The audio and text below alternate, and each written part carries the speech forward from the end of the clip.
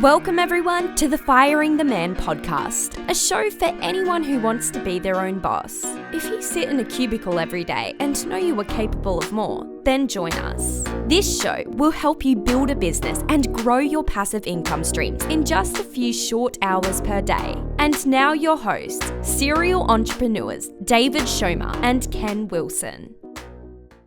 Welcome, everyone, to the Firing the Man podcast. On today's episode, we're doing things a little bit differently. If you tuned into last week's episode, you heard us interview Josh Hadley from the Ecom Breakthrough podcast. Now, since having Josh on, we have become huge fans of his podcast, so we definitely encourage you to check it out. When we were talking to him about his podcast, we said, what would be the best starter episode or the highest impact episode? And he recommended an interview that he did back in December of 2022 with Matt Altman. Matt is part of Right Side Up, which is a third-party agency that mentors rookie and veteran brand sellers to scale from 0 to 3 million in monthly sales through optimization, including advertising and analytics. Now, I listened to this episode and was blown away with the amount of knowledge that I learned. You're going to want to pay attention to his launch strategy for PPC. It was the most in-depth, comprehensive launch strategy I've ever heard, and applied real numbers and gave somebody the ability to budget in a good way. Pre-launch. I absolutely love that part. You're also going to want to tune in for the part where he talks about the plum cart. This is something I've never heard of, and I'm going to let you learn about it during the episode. But this is a cross-promotion podcast. We've become good friends with Josh, and this is an outstanding episode with a lot of great information, and we want to share it with the Firing the Man audience. So without further ado, Matt Altman as a guest on the Ecom Breakthrough podcast.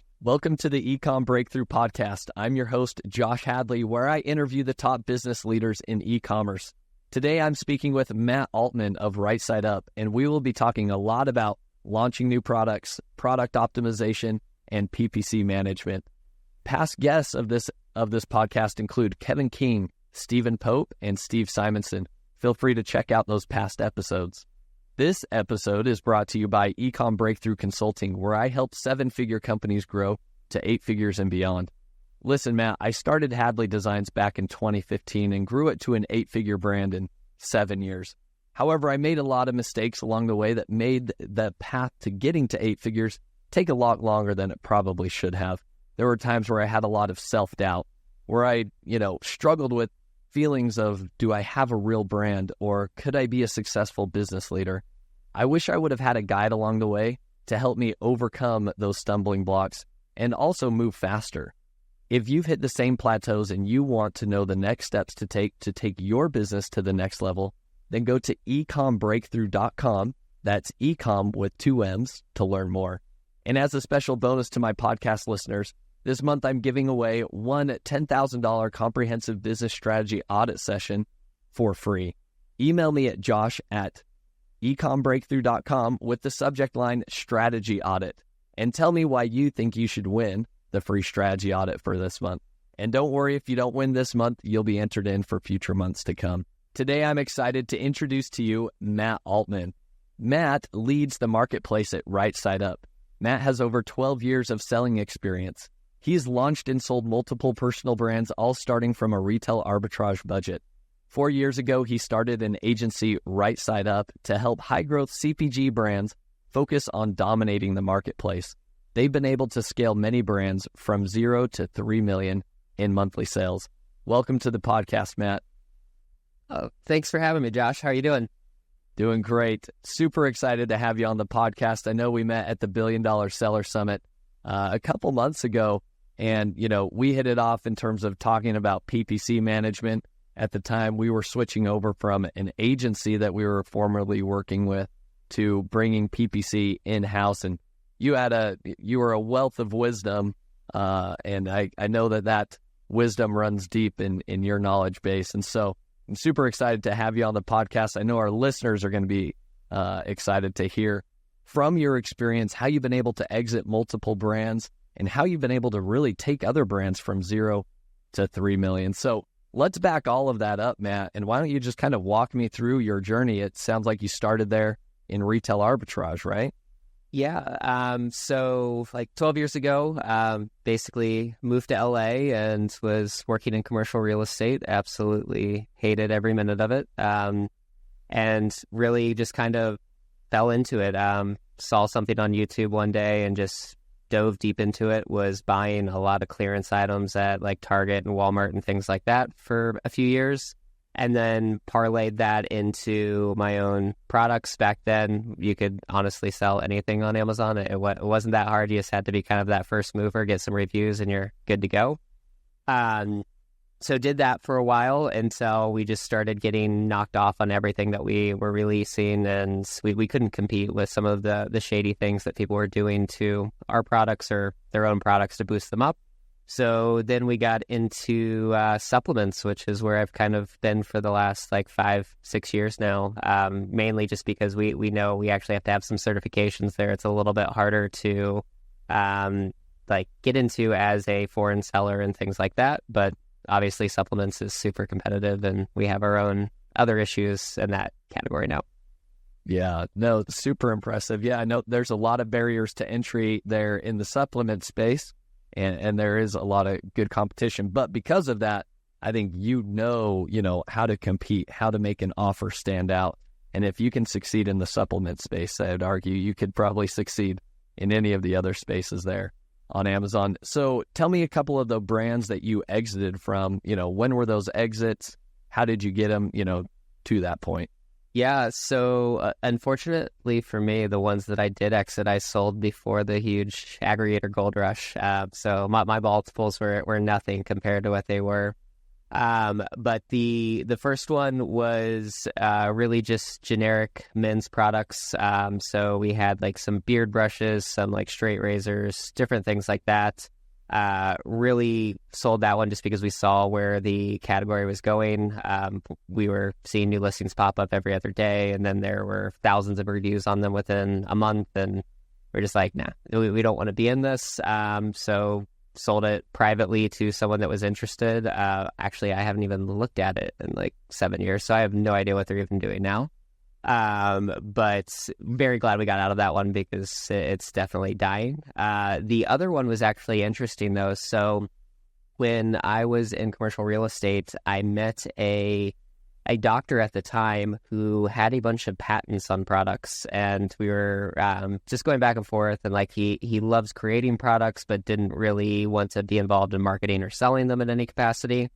And then come to find out, he had quite a few patents that he's just never done anything with. So basically bought them out from him, whipped up some products around those patents, and grew that for about 4 years, and then sold that off. And those were all kind of in like the, I would say like medical, like remedy space. So we didn't need like FDA approval or anything, but there were certain patents he had on how to make the formulas that basically made it so that no one else could knock us off. So that one got a pretty great multiple. Yeah. So I to that point, we had formerly Rich Goldstein on the podcast, right? IP lawyer. He had talked so much about, IP being able to, increase your multiples when it came time to exit. So I guess it sounds like that came to fruition here. Correct. Yeah. And actually one of the companies, so we split off, we had 2 different brands under that one. One of the companies that made the purchase, they ended up using that patent on other products that they had already been selling to kind of make those stronger as well. So adds a ton of value on the back end. Fascinating. Yeah, that makes a lot more sense. Well, that's great. Well, it sounds like you've had experience, working with some IP, intellectual property products, and then just some generic products. And then, so what got you into the supplement space then? Strangely enough, it was a friend of mine that was in the space selling, saw that he was doing extremely well, which I couldn't figure out. Like, I thought I was selling well on Amazon at the time, but obviously my items aren't replenishable. Your subscribe and saves aren't massive. Your margins aren't massive. Back then in supplements, margins were absolutely insane. And really just kind of figured, hey, I'm going to have to put in the same amount of work no matter what products I do. I'd rather gain a customer for 12 to 16 months versus a one-time purchase. You don't have to work as hard, and let that continue to multiply as much as possible. Yeah. No, I think there's a lot of truth to that, being able to have repeat purchases, subscribe and save, replenishable products definitely are the sweet spot there on Amazon. So let's dive in a little bit more to that, Matt. You've got a lot of experience launching new products on Amazon. You have a lot of experience optimizing products on Amazon. So let's talk about, when you get into the supplement space, or we can just talk broadly on Amazon itself, what are some of the key things that you advise or recommend when launching a brand new product on Amazon that are working today? Because as you know, a lot of those black hat tactics, have come and gone. You also have the rebates that everybody was doing, and now it's kind of leveled the playing field a little bit more. Tell me what you're doing that's been working for you guys. Yeah, so first off, I think that the biggest thing is making sure you have a big enough budget to launch your products. Like the days of $5,000 to $10,000 budgets to launch products are just gone in my eyes, at least in the spaces that I work in. So we usually overestimate our budgets by like 20 to 30% of what we actually think it would be, just to make sure that we're in a good place in case it doesn't go the way that we want it to.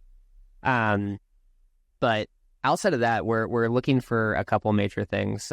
One is we want to see continued growth in the category. Amazon's making that way easier now with like the search query reports, the product opportunity explorer. There's so many internal tools that they're giving you access to now that you can really easily find that. And then the other big thing that we're looking for is categories that you've got maybe like 3 or 4 power players in. And by power players, they aren't really doing that much. They're still kind of growing, but they're ahead of like the other 20 items there. Really, it just kind of is showing us that, hey, there's enough sales to go around if these 4 people can all kind of be around the same. And customers really don't care which one they're choosing right now. They're just basically picking whichever one's at the top from what we can see. So yeah, we used to go into very heavy like categories where you would just, like launches would be $500,000 to $1 million. Wow. And if you could make them work, yeah, the payback is amazing because of the volume that some of those categories do. But if you lose, like it absolutely sucks. So for sure. We're looking at like $50,000 to $75,000 to launch a product right now in the supplement space that we're kind of going after. And we've seen it's kind of the sweet spot for everything. So if we do find a product and we think it's going to cost more than that to actually launch it, we'll hold off for a bit and see if we can find some other ones that are within our kind of thresholds. That makes sense. So how do you estimate, that budget, right? What's the difference between $500,000 to $1 million product launch budget versus something that's $50,000 to $75,000? And how do you estimate that? Yeah, so the biggest thing is ads. We've really, in the last like 3 months, all of our launches have been almost exclusively on Amazon through Amazon ads. So we're pulling averages of cost per clicks through the advertising API and really just looking at, okay, what is the conversion rate of the top products? If we wanted to spend to get that conversion rate on that keyword, like what would it cost us per day, and working that backwards. The other big thing that I don't know anyone else that's kind of touched on this, but what we've been doing here recently is we have a seller account where we'll create the product beforehand. It's not the product that we're actually going to sell. We'll put some items as merchant fulfilled, and then we'll just have ourselves buy the products. So that way we get all the search query report data for that product before we actually launch it. Oh, that's fascinating. So you do that in a separate account then? Is that what you're saying? We've been doing it in the same account, just like a different brand name, and throw up a listing, merchant fulfilled, and do a couple buys through it, and then you get all that data. Interesting. Okay. So then you're going for the search query performance reports from Amazon, right? Correct. What are the additional data points that you get from the search query performance that you wouldn't get normally just looking at brand analytics, right? Yeah. So really the big things we focus on are, you obviously get the add to cart, the click-through rates, the overall impression rates, things like that. But taking those out and breaking them down, like a lot of people always kind of go by that old method of I need this many buys per keyword per day. And they were just like, oh, we need to add in some add to carts here and there to make it all look kosher. through the search query report, you can basically know exactly how many add to carts you need, how many detail page views you need, and then you can equate that out to the exact same for the top sellers if you marry the brand analytics data into it. And basically it'll tell you exactly you've got to hit between these three numbers each day for, we've been seeing like 25 to 30 days is how long we usually like launch on a certain keyword, and then you'll pretty much stay ranked. Like we haven't really had any issues. Interesting. Okay, so you're targeting specific keywords right out of the gate, right? So if we dive a little deeper here, if you're launching a particular product, you've probably got hundreds of keywords that you could focus on, right? Yep.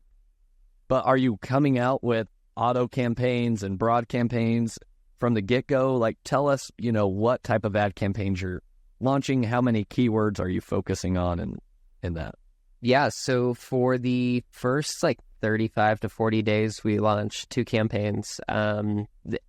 There might be more than 2 campaigns. It depends on the volume of the exact match terms that you're going after. If they're super high volume, we'll break those keywords out to just let it spend a little bit more efficiently. But really the main focus is taking those top keywords for that product, as long as our budget can withstand them. Usually we always go for the top ones. We've seen, you can go for the long tail ones. You can extend this launch out, and it may take you 90, 120 days to get to where you want to go to, but we'd rather spend the budget up front and get there as quickly as possible. But what we do is set up exact match campaigns. We set the bid at the suggested bid from Amazon, and then we put in a 300% top of search modifier.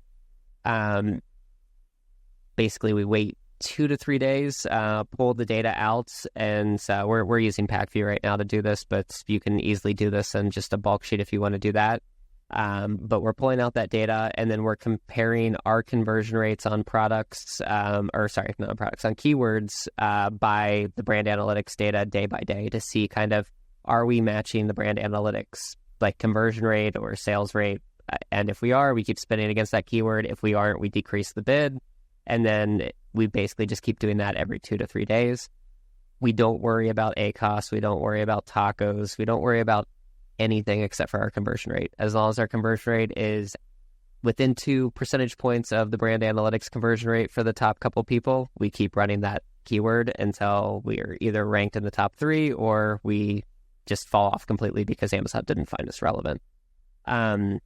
Then the second campaign that we launch is a sponsored product campaign as well, but we do ASIN targeting. And basically, we'll take those 5 to 7 keywords that we're targeting in our launch, and we use Ecom Analytics for this, but you can do it through the API or brand analytics yourself.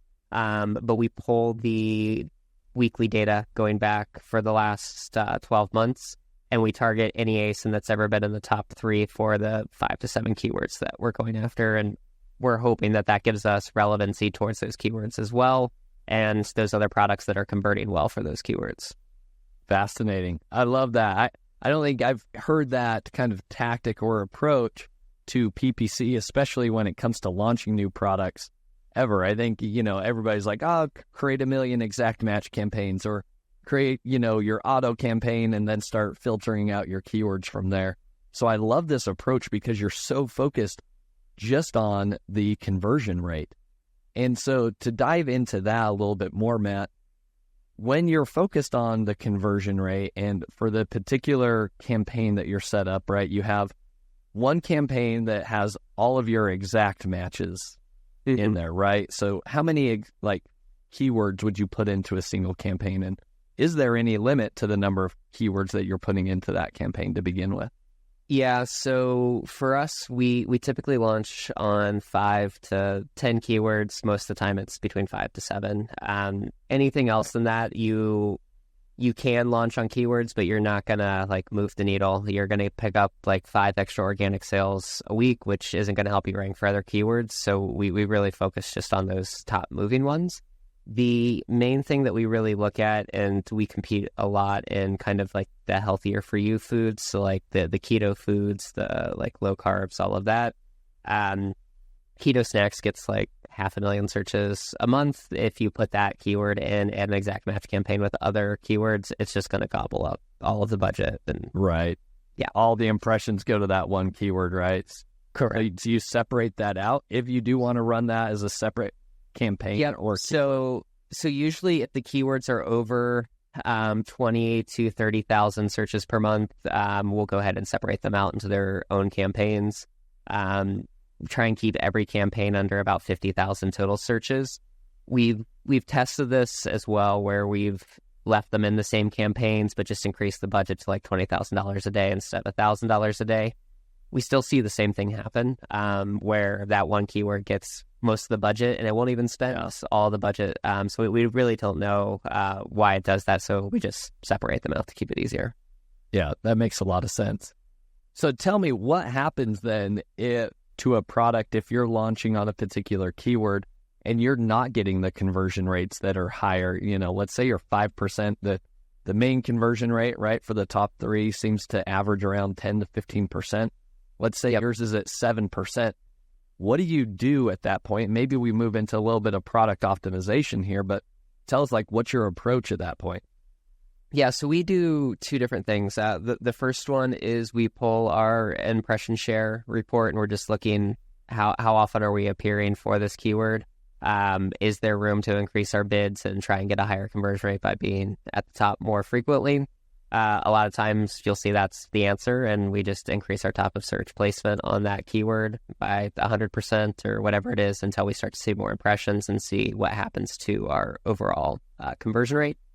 The second piece is exactly what you said. We would then take out our product. We would look at what everyone else's products are in the top 3 for those keywords, and then we would basically send it off to like a PickFu or different services like that, and just get analysis from people that are in the market for the product and see if there's anything we can do to really tailor our product more for that keyword. Interesting. So are you testing like main images, or are you just testing like the overall idea of the product and just trying to get feedback on pick? Yeah. So we're testing main images and title sometimes. So a lot of times what we've seen is just by adding that keyword closer to the beginning of your title so it appears on mobile could be enough to make the conversion. Other times, like a lot of our snacks or items that we're selling, like there's these benefits that you don't really get across until the second or third image. So we'll change the way the box looks, or we'll add something over the wrapper. Like it's not really there. We're just seeing if we add like one net carb to the outside of this package on the main image, does that increase the click-through rate for low carb snacks and things like that. Most of the time what we've seen is, yes, that's usually like the one thing that changes it is changing the image, because if anything, we've seen no one really reads the titles that we've been changing. It doesn't do much conversion rate wise, but images kill it. Even if you add text to the image, people are more likely to read the image from what we've seen. And are you just focused exclusively on the main image, or are you, I guess how important, obviously the main image is what gets you the click-through, right? Like how are you differentiating yourself in the market? But like how important are those secondary images, or are they kind of the same thing where it's like, well, nobody actually reads those, right? What are your kind of thoughts there? Yeah, so we really focus mainly on that primary image more than anything. And then the second and third image, we really don't start changing those until we're kind of like, I would say, almost finished with our initial kind of ranking campaign. The only thing I would say to this, though, is we've been getting this a lot here recently. I'm not getting it today, but where the first and second image are appearing now in search. And like you can kind of, if you hover over it, it will flip between the two. Interesting. So we've been testing if we do see that pop up, like bigger call outs on our second image to try and at least be readable in search, because I've seen a lot of times where people try and do this in search and the text is so small by the time it's actually there, it's not even worth putting it there. Yeah, especially if somebody's on a phone, right? And they're exactly browsing on a mobile device. Yeah, that's going to show really small. Somebody has a infographic with lots of text on it. It's like it's not even going to be readable, right? Yeah. Yeah, Amazon's always testing out stuff. That's great insight. I don't think I've come across that one yet, but I'll have to go take a look now after this. Yeah, we've actually seen some autoplay video ones as well here recently on mobile. So there's a lot that's going on in that space. Yeah. So with that then, Matt, I've got my brain's just filling with ideas. You've already dropped so much knowledge here. I love it. going back to the main image, because that is so important, right? Your primary image, that's where you're going to drive a lot of your click-through rate. It's how you're going to set yourself out amongst the competition. What are some of the things that you've done to that main image to increase those conversions? You talked about, applying a label around maybe a product package, even though it's not actually on that particular package, you're just photoshopping it in. What are some of the other things that you've been able to do that have worked successfully as you've tested this out multiple times? Yeah, I think the biggest thing for us and what we have VAs do, they actually do this quite a bit. We have a tool, I'm actually blanking on the name right now, but it'll search a keyword and basically take a full page screenshot of that keyword every day. And then they're kind of looking and seeing what products come into the first page of search for that keyword. And we aren't really caring what products come in. We're caring what that main image looks like. Like we compete a lot in the keto bar space. Almost everyone in the keto bar, like if you search keto bars, you're going to see a bar and then a box behind it. And it's just like, okay, they're all exactly the same. All the same. So what can we do to stand out as a whole from that and really just get that click through as quickly as possible? And you'll see a lot of people like breaking terms of service and putting like flavor call outs where they put like bits of chocolate and different things like that. It's just, you can play that game, but you're going to get caught at some point. We'd rather just change the actual like packaging of the product a little bit in the image, and a lot less likely to get like flagged by Amazon internally. Yeah. But we mess with the colors, we mess with making certain text things bigger, really all different types of things, because like at the end of the day, I've learned we have no idea what the heck's going to convert. Like we sell keto products. It's like our best seller of one of like my personal brands. And I don't even eat keto foods. I did the keto diet once for like a month, and that was it. So I'm not the end customer. I don't exactly know what I want to see. I'm just putting up what like market research tells me. And 9 times out of 10, we've found that a lot of those market research studies, like those people are lying or just like filling it out nonchalantly to get paid on the internet. So we test everything. Nice. And mainly through PickFu then? Or PickFu and to get started, right? And then you throw it on Amazon and see what sticks? Yeah, so PickFu, we actually don't use PickFu. We haven't used it in a really long time. They're one of the easiest to like get things up and going. There's another one out there that just launched called IntelliV that I think is pretty amazing as well, because they go a bit further where you can add in like all of your top competitors and they'll make it look like an Amazon search results. And then you get like different things. You can change your star rating, competitors' star ratings. Like it's really cool. But we've been doing something basically like what IntelliV's been doing for years. We just had our graphic designers mock up Amazon search results, and then we were using Amazon MTurk to actually do it because it's so much cheaper. And with MTurk, you can actually put one of your settings as an Amazon customer who has bought in a certain category within a certain time frame. So we know we're getting people that bought within the protein bar space within the last like 90 days. So should be a pretty engaged customer for our audience. And we try and get a few thousand people through. It literally takes an hour, maybe like 2 hours to get that many people through. And we'll test like 6 or 7 different things, and then we'll run split tests on Amazon with them. So you're using the A/B testing feature on Amazon itself, the manager experiments feature? So we are. We used to do a lot of it manually, and it gets too hard to keep track of all of it, to be honest.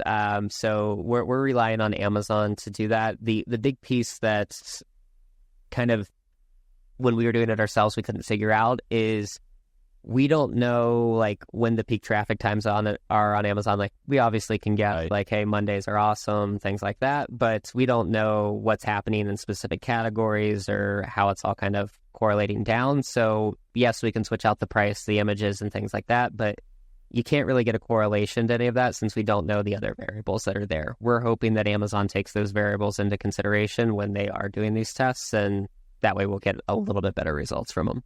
Yeah, makes sense. What all do you let Amazon test for you? Is it just the images? Or are you doing copy? What all are you having Amazon test for you using the experiments feature?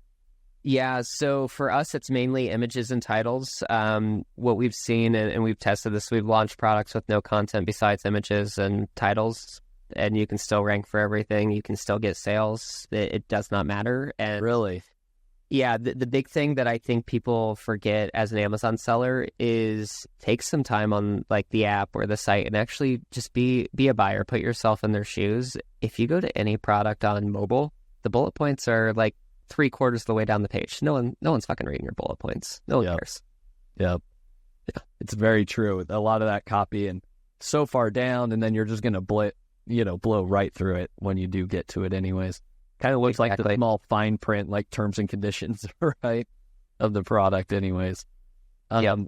Fascinating. That makes a lot of sense. How do you test price then? Yeah, so we actually use a software for this called Eva Guru. They've been at a couple events, actually. I think they were at $1 Billion Seller Summit. They're amazing. We actually started working with them because we had a client that has over 1 million SKUs that they actively have to keep pricing up on. Yeah, and it's like a lot of it is they're reselling other parts and things like that. So we're constantly competing for buy box, but they do have a lot of their own, I think like 300,000 private label items that we just want to maximize price on Amazon as much as possible. So they have some awesome tools that really some of the smartest repricing I've ever seen, where you can set it like, hey, increase my price by this percentage every 2 days, but if you see declining sales, like revert back to this price until you see it steady again, and like it'll do all kinds of crazy things. So can't recommend it enough. And for the price, I think it's one of the cheapest repricers out there for really anyone, even if you're small or large. That's fantastic. I know you've shared a lot of tools already. So you have Eva Guru, correct? Mm-hmm. Is the correct pricing tool. Is that EVA? Yes, it's eva.guru. Okay, eva.guru. Okay. Yep. And just want to go through these just to make sure I'm on the same page, but also so that our listeners can make sure they're like, wait, did I hear that correctly? IntelliVee was another one that you talked about, right? Correct. Yep. So INTELLEVEE, I'm assuming that line. It is INTELLIVY.net is the website. Okay.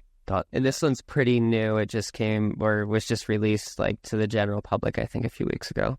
Ooh, amazing. We're getting it hot off the press.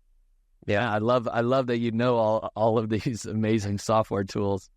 And then you also mentioned Interc. What was that? So it's actually something from Amazon. So MTurk is Amazon's micro worker network, Amazon Mechanical Turk. You can just sign up,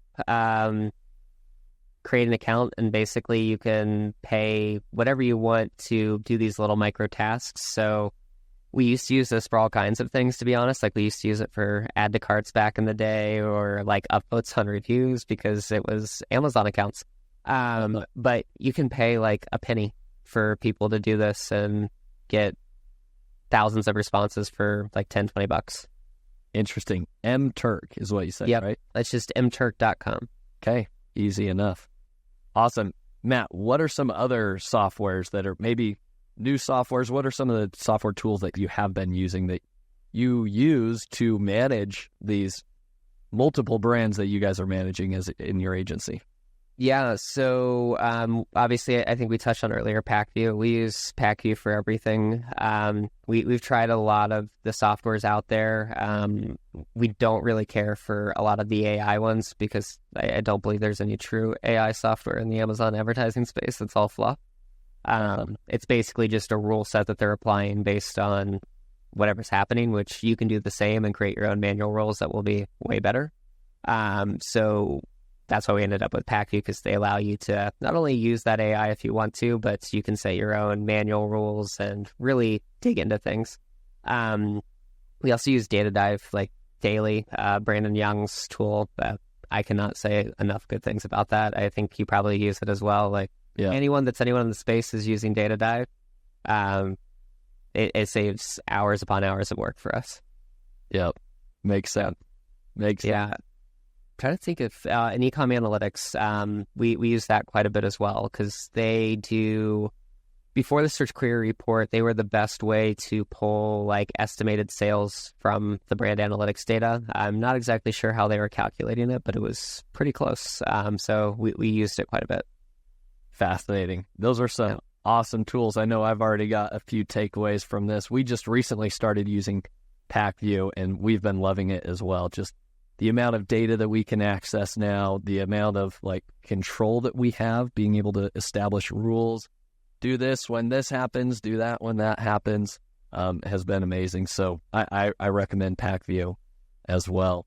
So let's rewind and go all the way back to PPC, right? So you're starting with these 2 campaigns. We talked about the exact campaigns. We got off on a tangent of product optimization from, hey, if your conversion rate is not where it should be, and that's the key thing that I think you've summed up so well, Matt, is like, you're just looking at the conversion rate. And then you do all that troubleshooting if your conversion rate isn't up to par. Yep. Then what's the next approach, Matt? Let's assume our conversion rate is 10%. We're meeting that minimum that our other competitors have. Where do we go from there after those first 30 days? Yeah, so then it really comes down to, again, actually some of the same steps. We're still pulling that impression share report. Are we maximizing our impressions? Can we spend more on this keyword and potentially get more sales? So we say we are converting well, but we're only getting like 35% of the impression share. We'll bump that up and look, okay, we increased our impression share last week by like 20 percentage points. What was our actual like increase in sales for that keyword? You used to not be able to know this, you had to guess, but you can use the search query report now and figure out your organic sales plus your ad sales for that week. And you can see, okay, incrementally, I spent this much more to get that 20% more share. Is it actually quantifying out as more dollars in my pocket or a higher run rate for me as a whole? So that makes it super easy. If we continue to see that, we're like, all right, let's keep spending, and we'll keep bumping things up from there as much as possible. Only time we really back off is if we're ranked like number 1, but in a lot of the categories we're in, if you are ranked number 1 and you pull back ads for a couple of days, you instantly fall to like number 4 or 5 because really you just lose some sales. So we're constantly checking that. We use PackView to manage that. They actually have if my organic rank drops below this, increase my bid kind of rule, which is awesome because we were having someone pull it in Helium 10, drop it in a spreadsheet, and then they were uploading bulk files, and it was a pain in the ass. That would be a lot of work. Yep. So from that point on, it really kind of flows into our kind of steady state. And for us, steady state is different than what I think most people do. And this goes for not even my own products, but every product we manage in the agency. We're trying to get people to get out of that mindset of ACOS and tacos and direct ROI on ads, because Amazon is turning more into really it's a brand dominated space, and you have to build the audience, build the brand, and continue to grow that. And that costs money. So like one of our kind of hero brands that I'll actually share a case study over with you afterwards, so we can kind of run through some of it here. But they came on with us about a year and a half ago. They were doing about $10,000 a month in sales. We'll close out this month at about $5.7 million. Wow. And the main difference is they came to us saying, we want to have like a 15% ACOS. And I'm like, yeah, we can do that, but you're leaving so much on the table. And basically the founder came to me like mid-COVID, and they were just like, hey, we've got this much money left. We've got to make this work. If it doesn't work, like the company's going to fold. What should we do? And I was like, all right, well, we can easily spend $300,000-$400,000 a month on ads. We had been spending $200,000 up until this point. Started spending that month, raised it to $150 the first month, about $225 the next, and then about $350 in the third month. What we saw is, our ACOS was 120-130%. But our repeat purchase on these customers was almost 67%. So we were acquiring people for, it all goes back to what the price of your product is. They were selling a $19 product. So 120% ACOS is really only like a $23, $24 CPA, which if you're sending traffic to your Shopify site, like I would take that CPA any day. Sure. So we related it all back to that. We're seeing, all right, as long as this person continues to purchase for this many months, this is what our profit will be. And we really kind of edged and estimated our LTV of a customer at that point, and we spent towards LTV. As long as on LTV we were break even, we were just spending money, and like our A cost was 200-300% some months, like straight up. But now we're running at a steady state of about 100% A cost across all their products a year later. We're acquiring around 12,000 new subscribers a month on our products. That's not people that repeat purchase, but people that actually subscribe and save. And then our repeat purchase rate is still above 40%. So amazing. It's absolutely dominating. We have over $1.5 million in subscribe and saves that go out every single month, and they're just like, continue to spend. Like, if we can keep spending more, let's spend, and it works. I love that, and I guess the reason why that works, to be able to be willing to basically acquire customers at a loss, is because you know the data behind it, right? You can project what that lifetime value of a customer is. You've got subscribe and save, so I would assume this is a replenishable product, right? That's correct. Made. Yep, but we've also flipped the same strategy into non-replenishable products. So we have a lot. I mean, I would call them like semi-replenishable. You buy it every like 2 years when you break the one that you have, kind of thing. Okay. But it's the same math and model that goes into it with just a little bit of a tweak. And basically, we were estimating this before, but with the search query report, you can pull all this data and figure it out. We know exactly how many organic sales are happening for every single keyword. We know if you're ranking organically for those keywords, this is what you should potentially get in sales weekly. So our entire process for products that aren't super replenishable is, hey, I'm okay spending at a 150-200% A cost if I can maintain that number 1 or number 2 organic ranking, because I know it's going to pay me back on these sales from those rankings. And we run everything based off of that model and use a lot of those, like, if I'm in this position, decrease my bid. And we kind of ride out those top organic placements until they start to drop. So we'll pause our ads if we're in position 1 or 2, and then we'll turn them back on once we're like in position 4 or 5. And we just keep riding that wave. And that's how you make that profitable. Interesting. So you're willing to just kind of like stay in that 1 or 2 position, even though you're losing money on the front end, right? But you know that that's boosting your organic rankings across other keywords, right? Mm-hmm. And then ultimately you're counting on the fact that, like, if you're just getting more money down the road, right? Like, do you run into cash flow issues that way, you know, with some of these brands? And what do you do about that, right? Because it does take money up front. That money goes out the door real quick with ad spend. Yeah, so I would say we do from time to time. Obviously, putting it all on credit cards, American Express Gold is like our preferred because of the 4X rewards. And if you spend over $150K, that's like when the 4X stops. You can just open more, like multiple. We have like 40 employee cards that we keep rotating our ad spend through, so we keep getting that 4X multiplier. You get it. So you get that for every employee card that you add to that? It adds on $150,000 for every employee card that you add. That's wicked smart because we even for ourselves, like, we max that out pretty quick, and then I'm gonna need to sign up a bunch of employee cards. Yeah, so like my grandma's got one, my grandpa's got one. I've got cousins that have got it. Like they're all just running through our company. I love it. Yeah. Okay, that's a great ninja hack. Everybody, maximize those reward points on Amazon. Yep. So we're delaying as much as we can there. And this is like our own personal strategy. This is how I do it. And then we have an Amex Plum card. You can actually use your Plum card through a relationship with Bill.com that they have to ACH money to vendors that you're working with. So we pay our gold cards with our Plum card, which then gives you another 60 days to basically pay your ad spend. So we're looking at like 90 to 120 days on average is when we're like having to actually pay those ad bills without taking any loans or anything like that. It's just arbitraging these credit cards. You do pay a slight percentage on the like Bill.com like ACH through the credit card. I think it's like 1.2, 1.3%, but it's nothing. We just add that into our cost of advertising. Yeah, that's super smart. So what's the Plum card? That's just a new card offering from Amex? Yes, they've had it for a while. Most people don't go for it because it actually doesn't give you rewards points. It will give you a discount if you pay off your bill in full each month. I forget what that percentage is. We don't actually ever use it for that. Okay. But it gives you 60 days basically to pay whatever the bill is with no interest. So it's made for small businesses that may have to carry sums for longer than what your average credit card period is.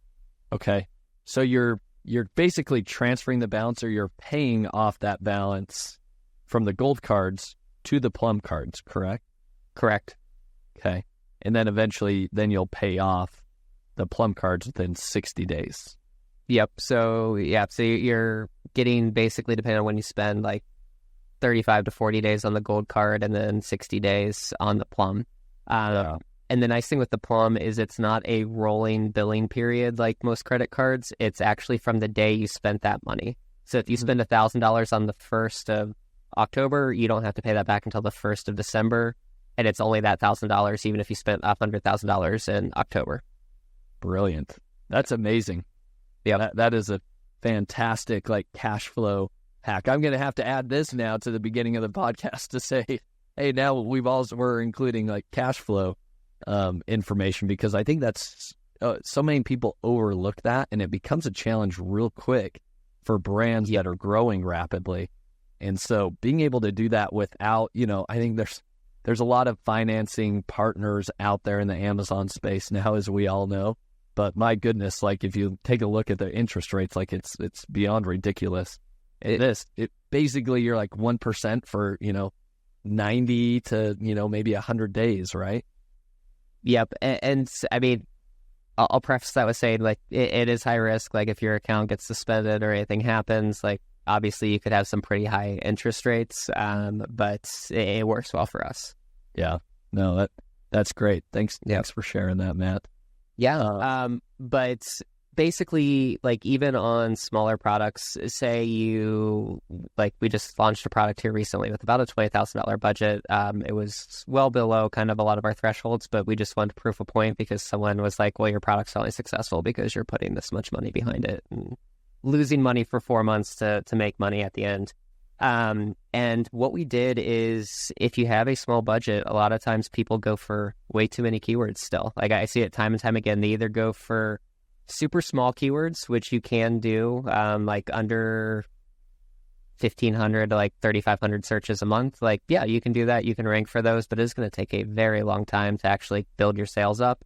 And by the time you do get to that point where you can start to spend some money, your honeymoon period's gone. All the stuff that helps you rank with the big boys from the beginning is gone. So what we would tend to do in a strategy like that is pick one major keyword that's getting at least 30 to 40,000 searches a month, and that is all we would go for on that entire launch. And we know if we can rank in the top 5 for that keyword, you're going to pick up an extra 600-700 sales per month organically. And all of those small keywords that you're going to target anyways that have that one in it, you're going to rank for them. It happens every single time. So we were able to launch a supplement.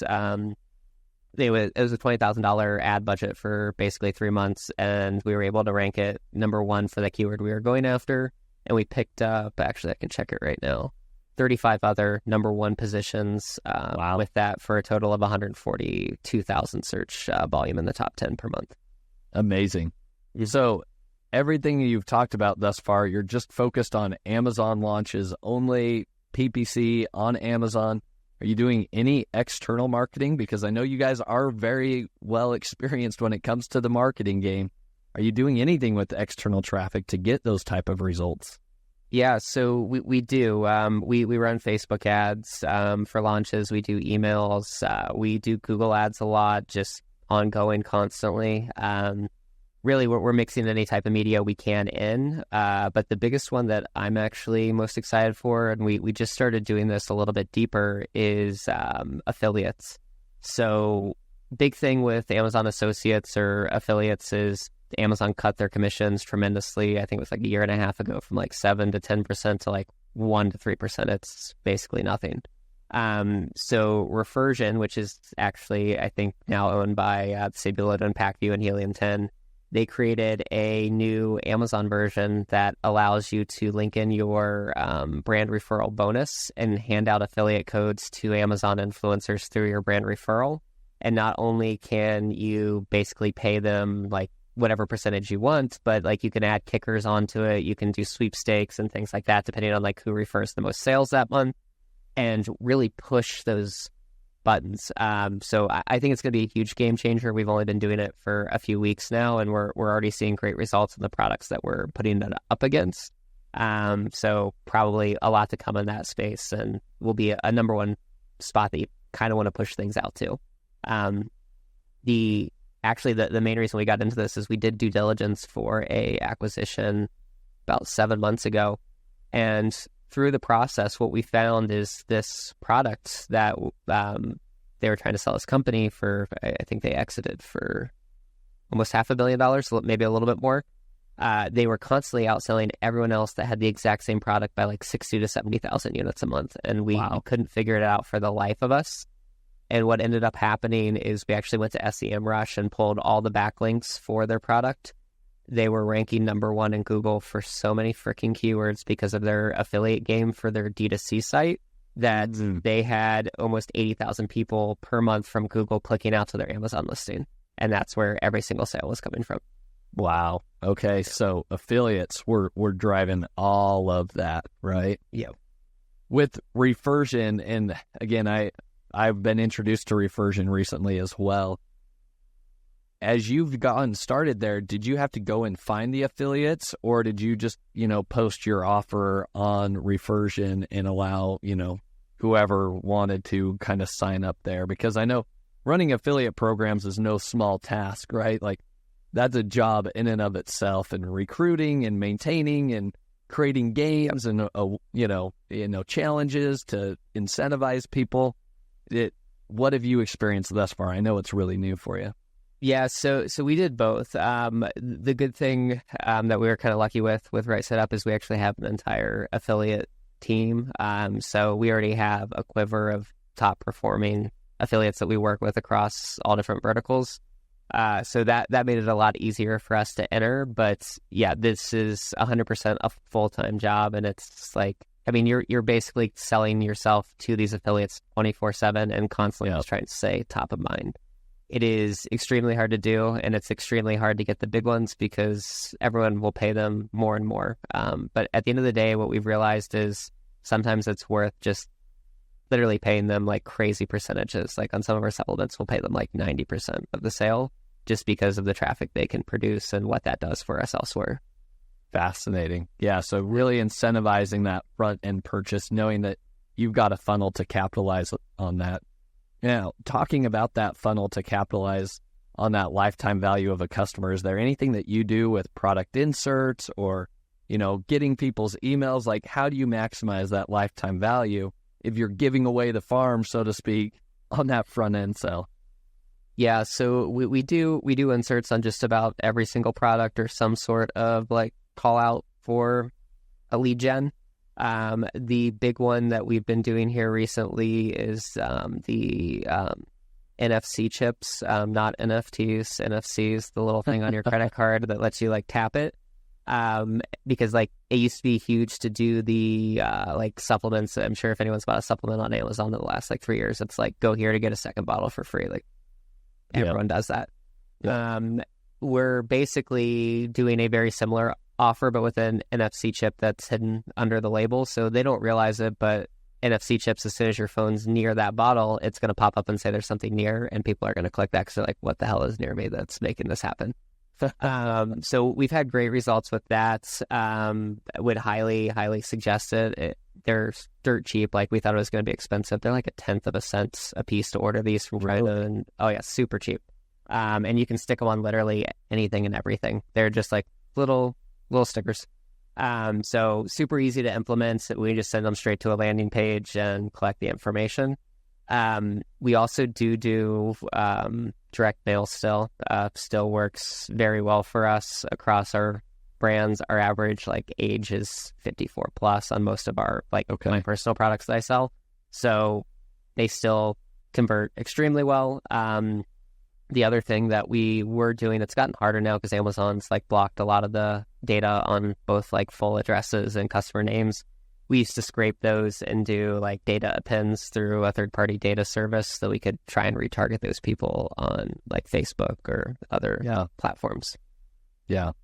With that, I think those are brilliant strategies. What's your offer right now using the NFC chips right now? What is your offer? Is it still get a bottle free, but you're just using the NFC chip, or what's the offer?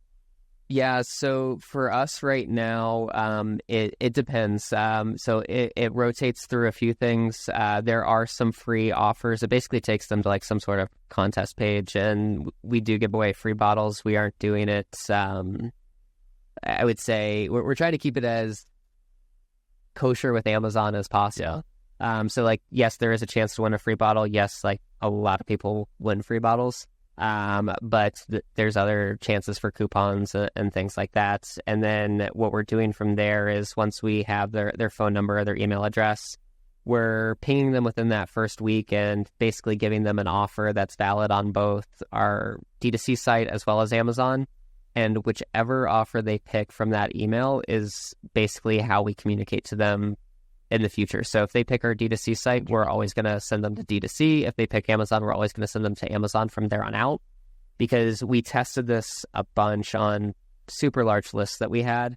And what we found is when we gave them both offers, people don't like choice. It converts way less if you give them the choice of which one to go to versus just telling them, here's the offer, here's where it's at.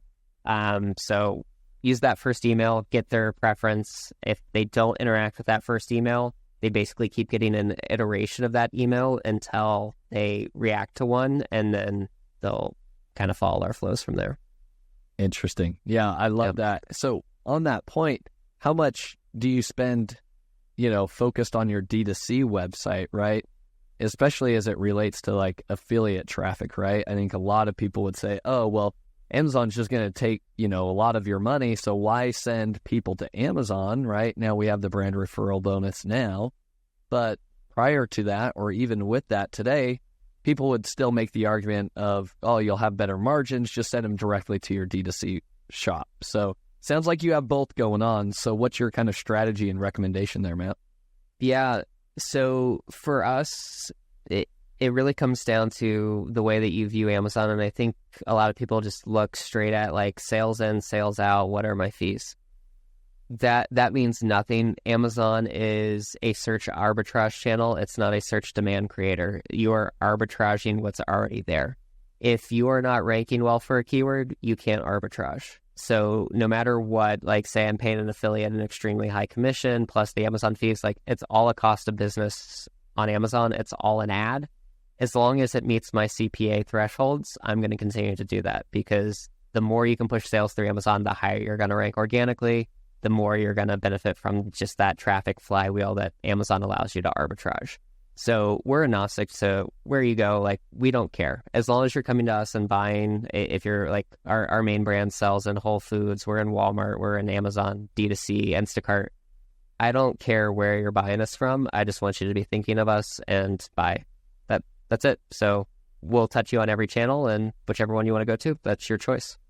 Makes sense. So with affiliates, you're allowing them to kind of give multiple links, or are you trying to push more towards Amazon, or do you have like a preference? Yeah, so it really depends on the affiliate. Like, I think this is where it gets super detailed on affiliate marketing is... Yeah. You need to look at who their audience is. You need to look at, okay, this is that age range. Where does that age range go to shop? Where are they going to see me? How am I going to pitch this offer to them? And really tailoring it to that specific niche. So for like all of our affiliates, they will only send to one site per campaign. Most of the time, it's either Amazon or our D2C site. I would say like usually it's like 70% Amazon, just because we see, like, we just did a campaign last week, and I'm looking right now.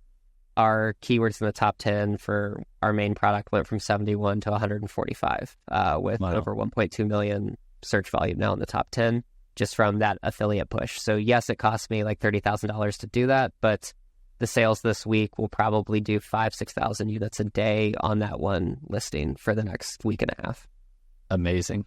Amazing. You've got so much experience and you see so much data there. You've got 12 years of experience, so you know your stuff. Matt, you've got a wealth of knowledge. You've already shared so much with us today. For our audience, they're established sellers, right? They're looking to go to that next level. They want to break into 8 figures and beyond. So, Matt, with your experience, you've done a lot of due diligence for some huge brands as well. What is it that you would recommend for those people that want to move to 8 figures and beyond? What should they be focused on? Yeah, so I actually get this question a lot, and I think the biggest thing is a lot of us as Amazon sellers get caught up in our day-to-day, and we kind of get like, you get a taste of success, and you get this superiority complex. Like, happened to me, happened to a lot of people that I know, and at the end of the day, that's only going to cause problems. It's when you start kind of twiddling your thumbs and you're doing stupid things like, should I add this product to this variation? Should I add this color? And like, none of these are going to move the needle incrementally in your business. Like, you can add 20 different colors. It's not going to make a difference. So really focusing on new products and launching new products. We try and launch 4 to 5 new products a month. And if they don't perform, we kill them within 3 months. Like, it's a very quick to market, quick to kill. And what we've seen, though, is Amazon favors that. Like, all of our old products will get a huge boost when we are consistently launching new products on that brand. Like, tremendous bumps. It's actually really surprising. And if you read some of the Amazon, like, science papers, I don't know if you've ever gone there. It's like Amazon Sciences. If you Google it, you can find it. And then search for, I think it's called Cold Start. Just search Cold Start and you'll find it. But it's basically a white paper on the patent and how the algorithm works for Amazon. And one of the key things is, how many new products is this brand launching? So they're weighing that in, and they're looking at, as a brand, how many units do you sell on a monthly basis? How is that increasing month over month? So as long as you're launching new products, that should always be somewhat increasing, so you get favorable benefit from Amazon. But the other big piece that I've seen, and this is something that we just, I would say, like, it's probably been about a year now that we finally figured this out, and it was like, man, why did we not think of this before? So, like, pretend you're selling in the gardening niche and you sell like one of those extendable hoses, because I see those everywhere. At the end of the day, if you continue to launch products in that niche, you're going to launch, let's do like an attachment for the hose, like a spray nozzle. You're going to have an overlapping keyword subsegment of like 78 to 80% of your keywords, because a lot of those products come with a free attachment. It's like their free offer when you buy the product kind of thing. What we do now, and we use Data Dive and actually a couple other tools to do this, but we look and see, okay, right now, how many keywords are we ranking in the top 10 for this entire brand? What are those keywords? Here's the 30 products in our product opportunity list. The top sellers for each of those keywords or each of those like subsegments, where are they ranking, and what is that overlapping keyword relevancy? So we're now, instead of launching like the next logical product of that hose attachment, we're going to go to like a garden kneeling stance. It's still in the same vertical. You can still brand it under the same brand, but that's almost 100% like non-competing search traffic. And you're basically, in a roundabout way, increasing your traffic back to your original listing, because if you're buying like a kneeling stand for the garden, more than likely you're going to need a hose at some point. So you're just continuing to build your brand kind of outreach through these new products without overlapping the same customers that you currently have. Yeah. And you would kind of advise against trying to create products that overlap on the same keywords, because then you just start, eating away, I guess, some cannibalization, right? And then you start destroying your own organic ranking. Is that correct? Yeah. So like, our main brands, we sell low-carb keto snacks. If you search keto snack, like, we buy the top like 4 ad placements 90% of the day, every day, because all of our products kind of relate to there. One product in that like line of, I think we have 7 keto products now. One product gets 80% of the sales for that keyword, no matter what we do. It doesn't matter if we switch the ad spend to higher on the ones that don't normally get those sales, it still goes to that one. So we're kind of like stepping away from keto products now as a whole and working on different like dietary restrictions just to extend our reach a bit more, but try and make it as varied as possible. Yeah. Fascinating. Well, I think another game changer, and I've never heard somebody talk about this, but as part of Amazon's ranking algorithm, like launching products is a component of that. I've never heard that before, but I believe it. It sounds logical to me. And again, that's what Amazon wants, right? They want brands to be bringing new products to their channel. Amazon wants to stay relevant. They want to be, the place people always go to instead of, becoming an afterthought. So love that. I think that's a huge mindset shift for a lot of sellers of just keep feeding the Amazon beast, bringing out new products. And then going back to, you're quick to launch and then you're quick to kill. After 90 days, Matt, how do you make that determination of like, yeah, this product's not going to cut it. We're just going to kill it. What are the metrics that you use to make that call? Because I think all of us, and again, sometimes it's an emotional attachment to the product for a lot of sellers. It's like, oh, I believe in this. I know I can make it work. Like, do you have a case study or two that you could share that's like, here's the product, like it wasn't meeting these criteria. We did all of the optimization stuff that we talked about earlier in this podcast, still didn't work, and we killed it, right? Do you have anything you could share there?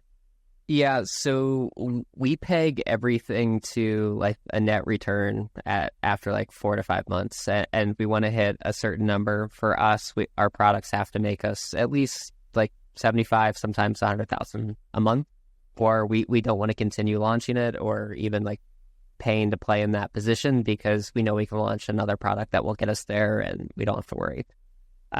So that's the first thing. If after like 3 to 4 months, it's not hitting those targets, or we're just not like, mainly because you're not like sticking your organic keywords, it's just not worth it to continue to pay to battle that because we aren't really getting any true benefit from it if we're constantly spending a ton on ads for it. Yeah. The second thing is actually user feedback. So we strive on having like premium products, and we want to make sure that, hey, if our product is not the best that's on the market, we're going to take it off. We launched a keto gummy, did extremely well back in March. We were selling almost 2,000 units a day across 3 flavors. We ended up killing it 3 months in because kept getting feedback from our customers that like, hey, like there's something wrong with this. Like we don't like the texture of it. It's just like it's too sticky, this and that. And we could see that our reviews were already starting to drop. We were like, I think we had over 1,000 reviews at that point. And we were slowly ticking down like 0.1 each week. And I was like, all right, we're going to hit like 3 stars in this product. That's going to happen.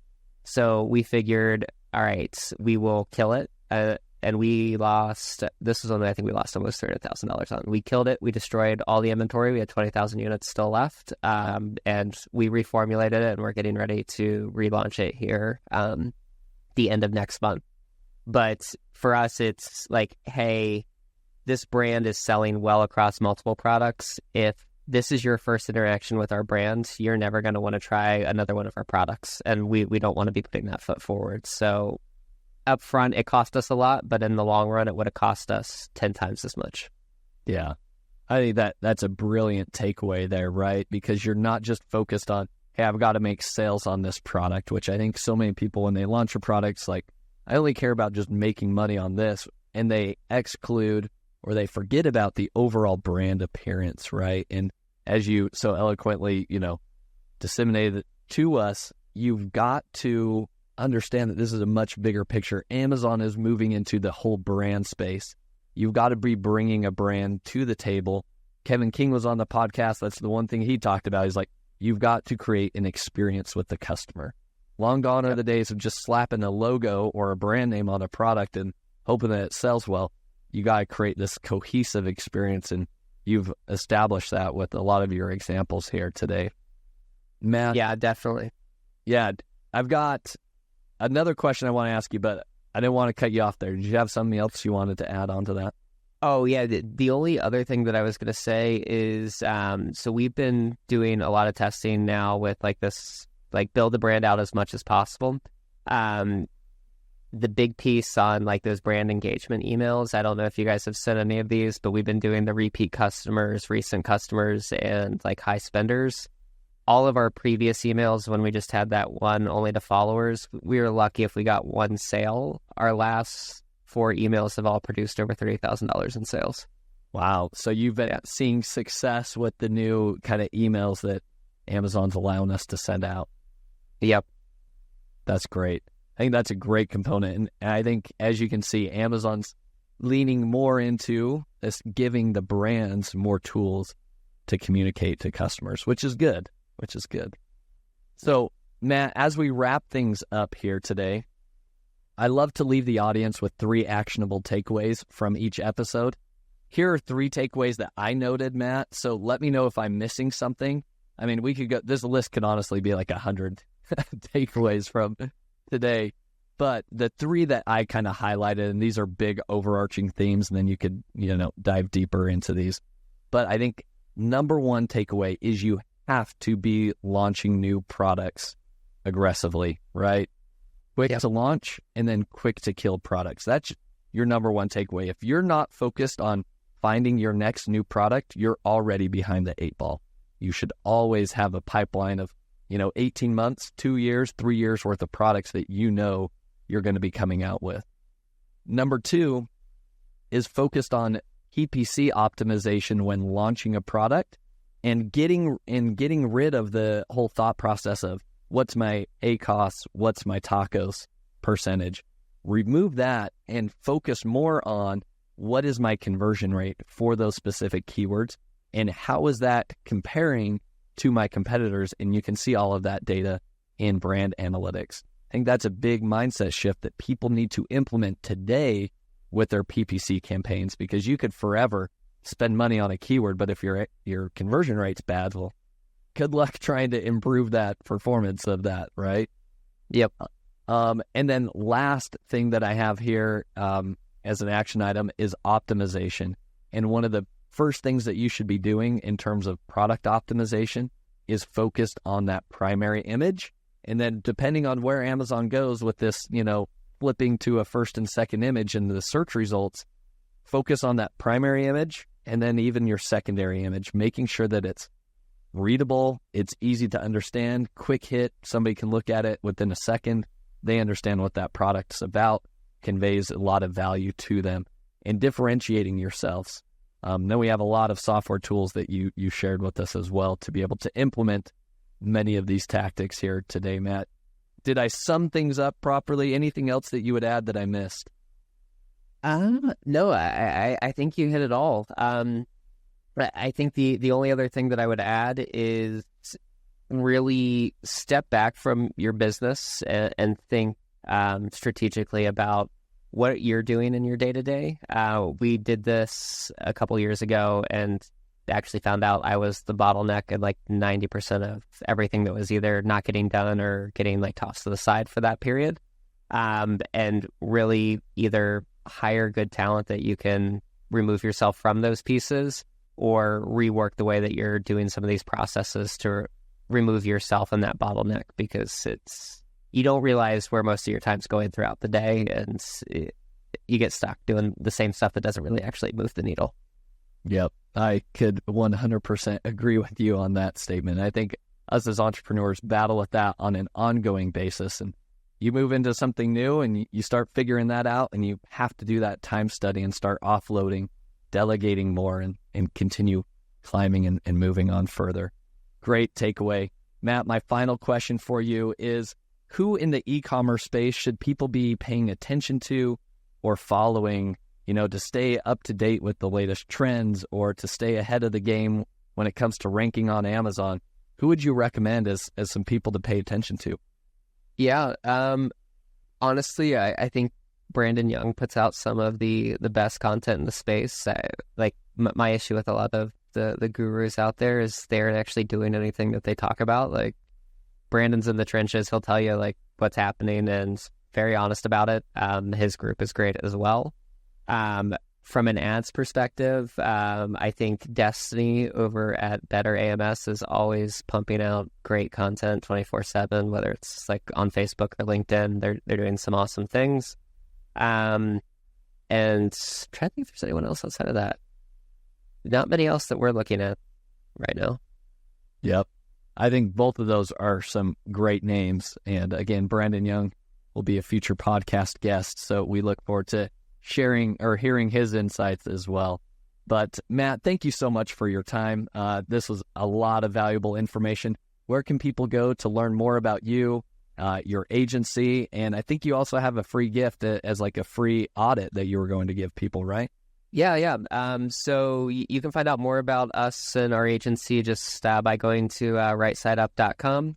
And if you fill out the contact us form down below, we are offering free audits to anyone that listens to the podcast. So just mention that and we'll go ahead and get that taken care of for you.